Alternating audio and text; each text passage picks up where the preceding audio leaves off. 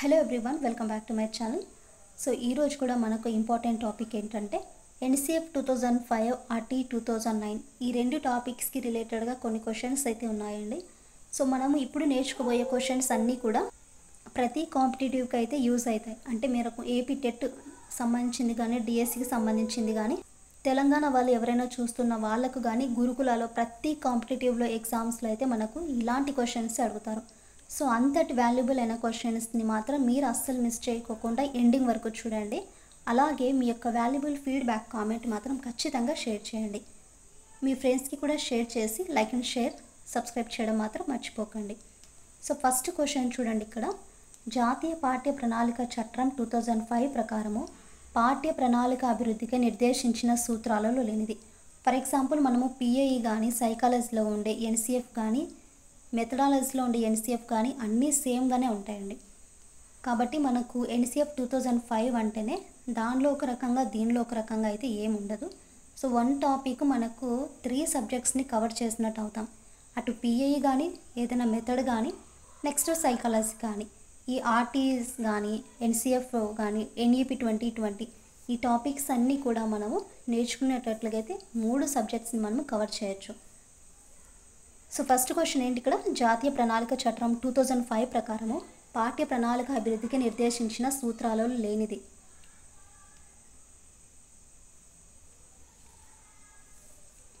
First option అభ్యసనం పాఠ్య పుస్తకాల చుట్టూ ఉండడము. సెకండ్ క్వశ్చన్ జాతీయ పాఠ్య ప్రణాళిక చట్టం 2005 ప్రకారము బోధన దీనికి ఉద్దేశించినది.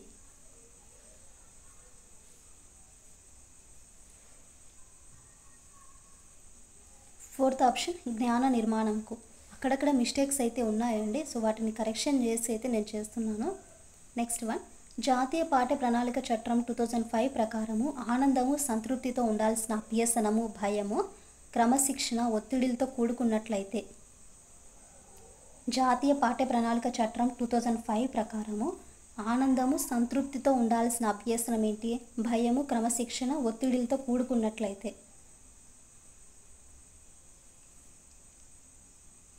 సెకండ్ ఆప్షన్ అభ్యసనానికి అవరోధం అవుతుంది. ఫోర్త్ క్వశ్చన్ జాతీయ పాఠ్య ప్రణాళిక చట్టం 2005 ప్రకారము గణిత విద్య ముఖ్య లక్ష్యము.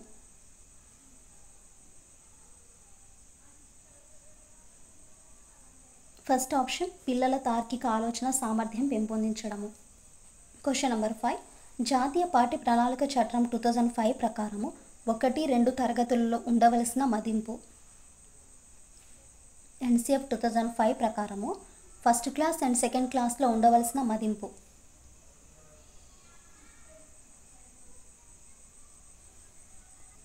ఫోర్త్ ఆప్షన్ ఎలాంటి పరీక్ష లేకుండాట. నెక్స్ట్ వన్ జాతీయ పాఠ్య ప్రణాళిక చట్టము 2005 ప్రతిపాదించిన ప్రధాన మార్పు.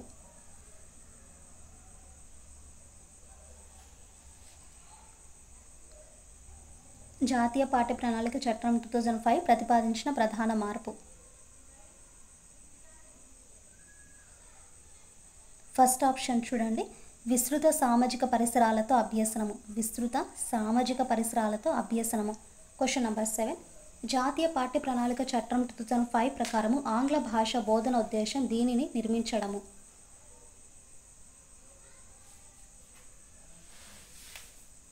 జాతీయ పాఠ్య ప్రణాళిక చట్టం 2005 ప్రకారము ఆంగ్ల భాష బోధన ఉద్దేశం దీనిని నిర్మించడము. సెకండ్ ఆప్షన్ బహుభాషావాదం. క్వశ్చన్ నెంబర్ 8 జాతీయ పాఠ్య ప్రణాళిక చట్టం 2005 ప్రకారము బోధన ఉద్దేశము. ఎన్సీఎఫ్ 2005 ప్రకారము బోధన ఉద్దేశము. సెకండ్ ఆప్షన్ జ్ఞాన నిర్మాణము. అండ్ ఈ టాపిక్ వచ్చేసి మనకు ఆర్టీఈ 2009 అండి ఇది. సో అక్కడితో మనకు ఎన్సీఎఫ్ 2005లో కొన్ని ఇంపార్టెంట్ క్వశ్చన్స్ అయితే చూసాము. ప్రజెంట్ వచ్చేసి మనకు ఆర్టీ 2009 గురించి అయితే చూద్దామండి. ఫస్ట్ క్వశ్చన్ చూడండి. ఇక్కడ ఒక ప్రాథమిక పాఠశాలలో 10 మంది విద్యార్థులు అయితే ఉన్నారు. సో విద్యా హక్కు చట్టం 2009 ప్రకారము నియమించవలసిన ఉపాధ్యాయుల సంఖ్య. ఒక ప్రాథమిక పాఠశాలలో 10 మంది విద్యార్థులు ఉన్నారండి. సో విద్యా హక్కు చట్టం 2009 ప్రకారము నియమించవలసిన ఉపాధ్యాయుల సంఖ్య.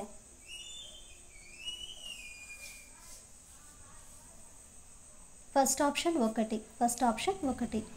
Question number 2. విద్యా హక్కు చట్టం 2009 ప్రకారం దిగువ ప్రవచనాలలో ఒకటి సరైనది.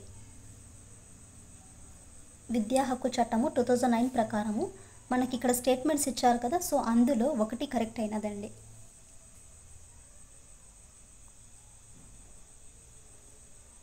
థర్డ్ ఆప్షన్ చూడండి, మనకు టీసీ ఉంటుంది కదా, సో అలాంటి టీసీ లేకున్నా అంటే బదిలీ ధృవపత్రం లేదని ప్రవేశం అనేది తిరస్కరించరాదు. సో ఏదైనా స్కూల్స్లో మనకు టీసీ లేదనేసి వాళ్ళను మనం ఎంటర్ చేయకుండా తిరస్కరించడం అనేది ఎంతవరకు కరెక్ట్ కాదు. నెక్స్ట్ వన్, విద్యా హక్కు చట్టం 2009 ప్రకారం పాఠశాలలో చేర్చుకున్న ఏ పిల్లవాడినైనా ఈ విద్యాస్థాయి పూర్తి చేసే వరకు ఏ తరగతిలోనూ నిలిపి ఉంచడం కానీ బడి నుంచి బయటకు పంపడం కానీ చేయకూడదు. ఆర్టీ 2009 ప్రకారము పాఠశాలలో చేర్చుకున్న ఏ పిల్లవాడికైనా ఇక్కడ ఉండే విద్యాస్థాయిలు ఉన్నాయి కదా, సో అది పూర్తి చేసే వరకు ఏ తరగతిలో నిలిపి ఉంచడం కానీ బయటకు పంపడం కానీ చేయకూడదు.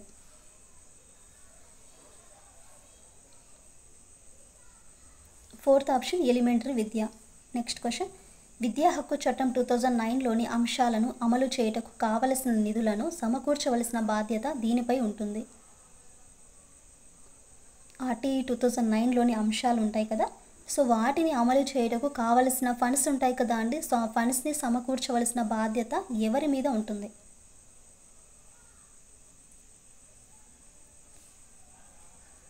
ఫోర్త్ ఆప్షన్ కేంద్ర రాష్ట్ర ప్రభుత్వాలు. చేసే క్వశ్చన్స్ అన్నీ కూడా చాలా చాలా ఇంపార్టెంట్ అండి. సో 1 or 2 టైమ్స్ మీరు బాగా రివిజన్ చేసి క్వశ్చన్స్ అన్నీ ఒకసారి ఎగ్జామ్స్కి ముందుగానే చూసుకుంటే చాలా బెటర్ ఉంటుంది. ఏ టాపిక్లో ఖచ్చితంగా ఏ క్వశ్చన్స్ ఇచ్చారనేది మీరే ఎగ్జామ్స్ అయిపోయిన తర్వాత చెప్తారు. పాసిబుల్ అయినంత వరకు ప్రతి టాపిక్ అయితే కవర్ చేస్తున్నానండి. ఇన్ కేసు ఏదైనా టాపిక్స్ని మిస్ చేసినా కూడా అవి ఎందుకు చేశానంటే లెంగ్త్ ఎక్కువగా ఉండడం వల్ల అండ్ టైం చాలా తక్కువగా ఉండడం వల్ల అవి కొంచెం పోస్ట్పోన్ అయితే చేస్తాను. డైరెక్ట్గా ప్రాక్టీస్ బిట్స్ ఇట్లాంటివి చేస్తూ వస్తున్నా. సో 5th క్వశ్చన్ చూడండి, క్రింది వాణిలో విద్యా హక్కు చట్టం ప్రకారం సరికానిది. క్రింది వాణిలో విద్యా హక్కు చట్టం ప్రకారం సరికానిది.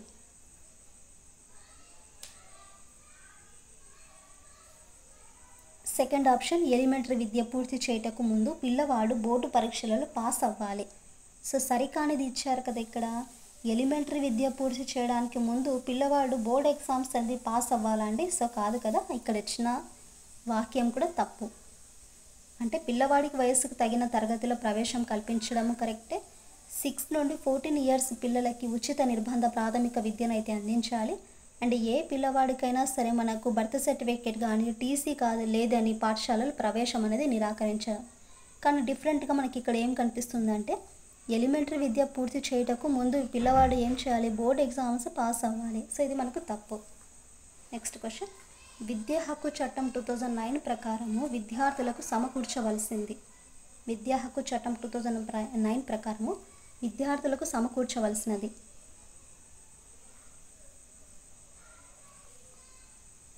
సో థర్డ్ ఆప్షన్ శిక్షణ పొందిన ఉపాధ్యాయులు ఉంటేనే కదా అక్కడ ఉండే విద్య కూడా సరిగ్గా ఉంటుంది. నెక్స్ట్ వన్, విద్యా హక్కు చట్టం 2009 అమలులోకి వచ్చిన తేదీ. రిపీటెడ్ క్వశ్చన్, ప్రతి సెషన్లో కూడా రిపీట్గా వచ్చే క్వశ్చన్ ఇది మనకి. విద్యా హక్కు చట్టం 2009 అమలులోకి వచ్చిన తేదీ.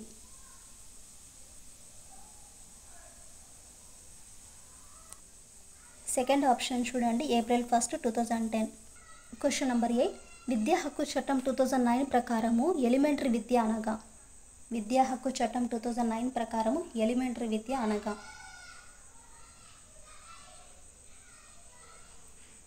థర్డ్ ఆప్షన్ చూడండి, ఇక్కడ 1st నుండి 8th క్లాస్ అండి, 1 నుండి 8 తరగతులను ఎలిమెంటరీ విద్య అంటారు. దేని ప్రకారం అంటే విద్యా హక్కు చట్టం 2009 ప్రకారం. లాస్ట్ క్వశ్చన్, విద్యా హక్కు చట్టం 2009కి సంబంధించి తప్పుగా జతపరిచినది. సో మనకు అధ్యాయాలు ఇచ్చారండి, సో ఆ అధ్యాయాలలో ఒకటి సరిగా లేదు, మనకు తప్పుగా జతపరిచినది.